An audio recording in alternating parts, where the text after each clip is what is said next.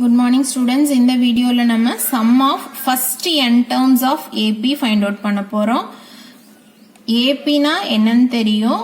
Sum of first n terms na first n terms add பண்ணனும் அப்படினா என்ன result அப்படிங்கிறதுக்கு ஒரு common term first find out பண்ணிக்கணும். So first AP எடுத்துக்கலாம்.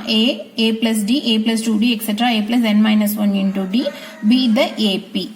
இதுல let S denote the sum of first n terms. First n terms add பண்ணோம்னா நம்மளுக்கு வந்து அந்த ரிசல்ட் s அப்படின்னு நம்மளா எடுத்துக்கிறோம். ஸோ எஸ்ங்கிறது என்ன ஆட் பண்ணா அதனால a plus d, a plus 2d, etc. a plus n minus 1 into d. Then இப்போ என்ன பண்றோம் அப்படின்னா இதோட ஆர்டரை வந்து ரிவர்ஸ் பண்ணி எழுதுறோம். இந்த டேர்ம் ஃபர்ஸ்ட் டேர்மா இதுக்கு முன்னாடி டேர்ம் என்னவா இருந்திருக்கும் n minus 2வா இருந்திருக்கும் plus etc. plus final term வந்து a. இப்போ equations 1 and 2 add பண்றோம். இங்க பாருங்க இந்த ஃபர்ஸ்ட் டேர்மையும் add பண்ணா என்ன கிடைக்கும் 2a plus n minus 1 into d. then இந்த டேர்மையும் இதையும் add பண்ணோம்னா 2a plus இங்க n minus 2 இருக்கு இங்க again 1 இருக்கு அதனால இந்த டேர்மும் என்ன ஆகும் n minus 1 into d. சரியா சோ add பண்ணும்போது LHS வந்து 2s ஆயிரும். RHSல ஃபர்ஸ்ட் டேர்ம் வந்து 2a plus n minus 1 into d. அதே மாதிரி second டேர்மும் 2a plus n minus 1 into d plus etc. plus last டேர்முக்கும் பாருங்க 2a plus n minus 1 into d. so n டேர்ம்ஸையும் add பண்ணோம்னா n into இந்த term. so இதுல இருந்து 2s ஓட வேல்யூ எழுதி இருக்கோம். so இதுல இருந்து s equal to n by 2 into 2a plus n minus 1 into d.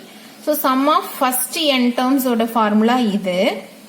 இப்ப வந்து இந்த ஃபார்முலாவை எப்ப யூஸ் பண்ண முடியும்னா a வேல்யூ என்ன d வேல்யூ என்ன நம்மளுக்கு தெரியும் போது யூஸ் பண்ணிக்கலாம். சப்போஸ் நம்மளுக்கு d வேல்யூ கொடுக்காம ஃபர்ஸ்ட் டேர்மையும் லாஸ்ட் டேர்மையும் கொடுத்து sum of first n terms find out பண்ணுங்க அப்படின்னு சொல்லிட்டாங்கன்னா என்ன பண்றது அதுக்காக பாருங்க இப்ப இத வந்து இப்படி எழுதலாமா a plus n minus 1 into d. அதாவது இந்த 2a வந்து a plus a நான் பிரிச்சு எழுதியிருக்கேன். then இந்த a plus n minus 1 into d க்கு வந்து an அப்படிங்கிற நோட்டேஷன் கொடுக்கலாமா. so இப்படியும் எழுதலாம் sum of first n termsக்கு வந்து a value d value கொடுத்திருந்தாங்கன்னா இந்த ஃபார்முலா ஃபர்ஸ்ட் டேர்மும் லாஸ்ட் டேர்மும் கொடுத்திருந்தாங்கன்னா இந்த ஃபார்முலா.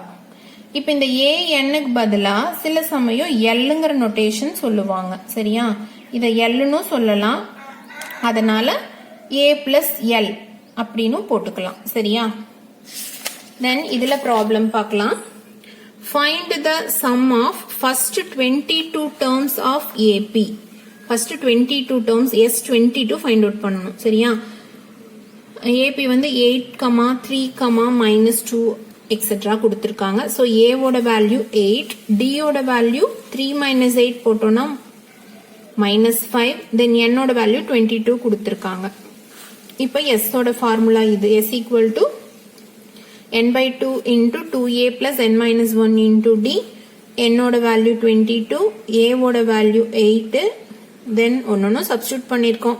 ஆன்சர் வந்து என்ன கிடைக்குது minus 979 கிடைக்குது. சரியா so first 22 terms add பண்ணோம்னா இதுதான் நம்மளோட ரிசல்ட்.